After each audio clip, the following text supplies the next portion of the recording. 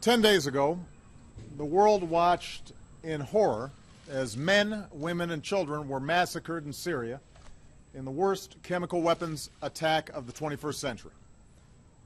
Yesterday, the United States presented a powerful case that the Syrian government was responsible for this attack on its own people. Our intelligence shows the Assad regime and its forces preparing to use chemical weapons, launching rockets in the highly populated suburbs of Damascus, and acknowledging that a chemical weapons attack took place. And all of this corroborates what the world can plainly see. Hospitals overflowing with victims, terrible images of the dead. All told, well over 1,000 people were murdered. Several hundred of them were children. Young girls and boys gassed to death by their own government.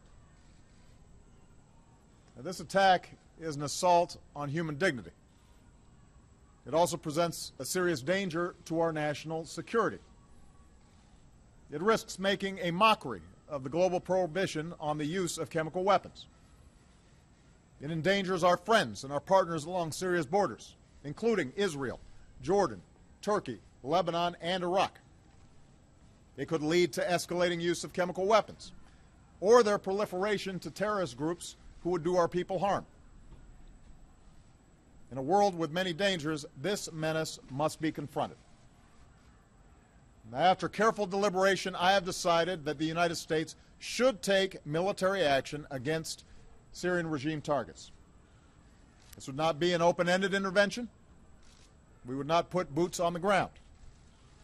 Instead, our action would be designed to be limited in duration and scope.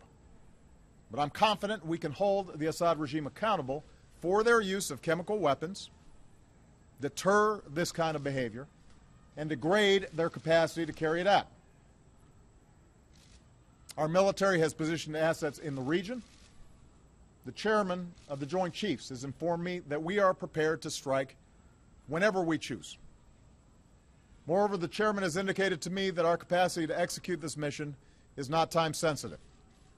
It will be effective tomorrow, or next week, or 1 month from now. And I'm prepared to give that order. But, having made my decision as Commander-in-Chief based on what I am convinced is our national security interests, I'm also mindful that I'm the President of the world's oldest constitutional democracy. I've long believed that our power is rooted not just in our military might, but in our example as a government of the people, by the people, and for the people. And that's why I've made a second decision. I will seek authorization for the use of force from the American people's representatives in Congress. Over the last several days, we've heard from members of Congress who want their voices to be heard. I absolutely agree. So this morning I spoke with all 4 congressional leaders, and they've agreed to schedule a debate and then a vote as soon as Congress comes back into session.